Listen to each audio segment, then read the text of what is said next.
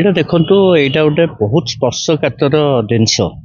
ମାନେ ଏତେ ସୁରକ୍ଷା, ଏତେ ବିଶେଷ କରି ଶ୍ରୀମନ୍ଦିର ସୁରକ୍ଷା ବାହିନୀ ବି ଗୋଟେ ଗଠନ କରାଗଲା। ସେ ବିଷୟରେ ଜଗନ୍ନାଥ ଟେମ୍ପୁଲ ପୋଲିସ ଅଛନ୍ତି, ଓଡ଼ିଶା ପୋଲିସ ବି ଅଛନ୍ତି। ଯେତିକି ସଂଖ୍ୟାରେ ଲୋକ ମନ୍ଦିର ଭିତରକୁ ପ୍ରବେଶ କରୁଛନ୍ତି, ତାଙ୍କର କୋଉ ପ୍ରକାର ଯାଞ୍ଚ କରାଯାଉଛି, ଏଇଟା ପୁରା ସମ୍ପୂର୍ଣ୍ଣ ଭାବରେ ପ୍ରଶ୍ନବାଚୀ ସୃଷ୍ଟି କରୁଛି ଯେ ସୁରକ୍ଷା ଉପରେ। ଯେ ଯଦି ଜଣେ ଲୋକ ଯାଇକରି ରତ୍ନବେଦୀ ଉପରେ ଫଟୋ ଉଠେଇ ପାରୁଛି, ଯଦି 10 ଜଣ ଆତଙ୍କବାଦୀ ଏକାଠି ଯଦି କିଛି ଅସ୍ତ୍ରଶସ୍ତ୍ର ନେଇକରି ମନ୍ଦିର ଭିତରେ ପ୍ରବେଶ କରିଯିବେ ଏବଂ ଏକ ଭୟାବହ ପରିସ୍ଥିତି ସୃଷ୍ଟି କରିବେ, ସେତେବେଳେ ମଧ୍ୟ ସରକାର କ'ଣ କରିବେ? ନୀରବ ଦର୍ଶା ହେଇକି ରହିଯିବେ। ଏଥିରୁ ସୂଚଉଛି ଯେ ଆମର ଆଇନ ଶୃଙ୍ଖଳା ପରିସ୍ଥିତି ସମ୍ପୂର୍ଣ୍ଣ ଭାବରେ ବିପର୍ଯ୍ୟସ୍ତ।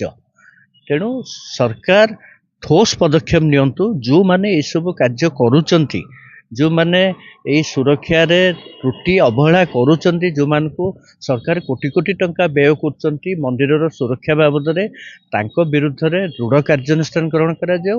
ଏବଂ ଯେଉଁମାନେ ଏସବୁ ଜିନିଷ ଘଟଉଛନ୍ତି, ରତ୍ନବେଦୀର ଫଟୋ ନେଉଛନ୍ତି କିମ୍ବା ମନ୍ଦିର ଭିତରେ ହିଡିନ୍ କ୍ୟାମେରା ନେଇକରି ଯାଉଛନ୍ତି, ସେମାନଙ୍କ ବିରୁଦ୍ଧରେ ଯଦି ଦୃଢ଼ କାର୍ଯ୍ୟାନୁଷ୍ଠାନ ଗ୍ରହଣ ନ କରାଯାଏ, ତେବେ ଆଗକୁ ଏ ପ୍ରକାର ପରିସ୍ଥିତି ଆହୁରି ଭୟାବହ ହେବ। ତେଣୁ ମୋର ସରକାରଙ୍କ ପାଖରେ ଦାବି ରହିବ, ସରକାର ତୁରନ୍ତ ଦୁଇ ପକ୍ଷ, ଯେଉଁମାନେ ସୁରକ୍ଷା ଦାୟିତ୍ୱରେ ଅଛନ୍ତି ଏବଂ ଯେଉଁମାନେ ସୁରକ୍ଷା ଦାୟିତ୍ୱକୁ ଅଣଦେଖା କରି ଭିତରକୁ କ୍ୟାମେରା ହେଉ କିମ୍ବା ହିଡିନ୍ କ୍ୟାମେରା ହେଉ ନେଇକରି ଯାଉଛନ୍ତି ଏବଂ ରତ୍ନବେଦୀର ଫଟୋ ଭାଇରାଲ କରୁଛନ୍ତି, ସେମାନଙ୍କ ଉଭୟଙ୍କ ଉପରେ ଦୃଢ଼ କାର୍ଯ୍ୟାନୁଷ୍ଠାନ ହେବା ଉଚିତ, ଯେଉଁଥିରେ ଆଗକୁ କିଭଳି ସାହସ କରିବେ ନାହିଁ ଏ ପ୍ରକାର କରିବା ପାଇଁ। ବାରମ୍ବାର ଆମେ ଦେଖୁଛୁ ଗଣମାଧ୍ୟମରେ ବିଭିନ୍ନ ଚଷମା ମାଧ୍ୟମରେ ମଧ୍ୟ କ୍ୟାମେରାରେ ଫଟୋ ଉଠି ଯାଉଛି ବା ମୋବାଇଲ ଫୋନ ମାଧ୍ୟମରେ ମଧ୍ୟ ଫଟୋ ଉଠି ଯାଉଛି। ଶ୍ରୀମନ୍ଦିର ଭିତରକୁ କଡ଼ା ସୁରକ୍ଷା ବଳୟ ଭେଦିକିରି ସେମାନେ ଯାଇକିରି ଏଭଳିଆ କାର୍ଯ୍ୟ କରୁଛନ୍ତି।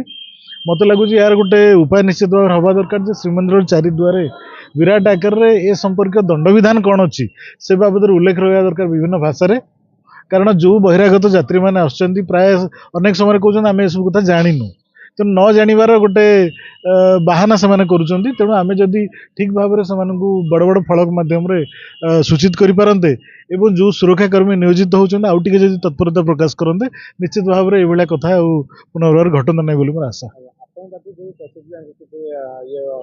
ନିଶ୍ଚିତ ଭାବେ ସରକାର ଏବଂ पुलिस प्रशासन एवं जो सुरक्षाकर्मी अच्छा से पर्याप्त परिमाण में सुरक्षा जगौंट तथापि कौट ना कौटी गोटे लूपहोल गलिया बाट रही जाऊँगी घटना सब रोचे।